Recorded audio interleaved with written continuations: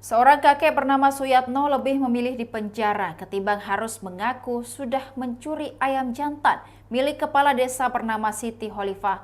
Suyatno yang merupakan warga desa Pandantoyo, Kecamatan Temayang, Kabupaten Bojonegoro, Jawa Timur, dituduh mencuri ayam jantan senilai 4,5 juta rupiah. Namun karena merasa tidak mencuri, Suyatno memilih di penjara. Ia juga mengatakan meski harus dibayar 1 miliar rupiah, tindak pencurian itu tidak akan ia akui. Kasus ini muncul ke publik setelah Suyatno menjalani sidang perdana perkaranya di Pengadilan Negeri Bojonegoro. Padahal kasus tersebut terjadi pada tahun 2022 lalu. Pelapor sekaligus Kepala Desa Pandantoyo, Siti Khalifah, menceritakan awal mula kasusnya. Siti Khalifah mengatakan pada Rabu 9 November 2022 malam, ayam tersebut masih berada di rumah adiknya Siti Sumarok.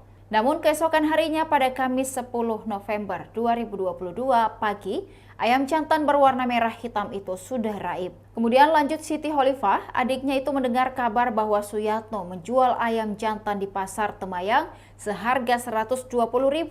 Ketika Suyatno ditanya mengenai hal itu, ia mengaku membeli ayam jantan itu di pasar Dander seharga Rp110.000.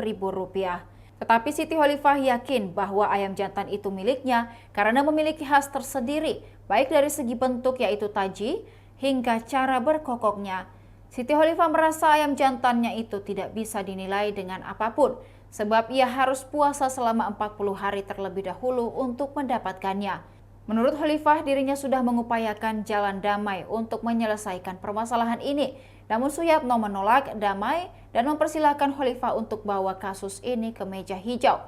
Bahkan kata Siti, Suyatno sampai berucap meski dikasih uang 1 miliar rupiah, dirinya tidak akan mengakui. Demikian Tribun Timur Hot News kali ini. Saksikan berita lainnya hanya di kanal YouTube dan Facebook Tribun Timur. Download Tribun X sekarang.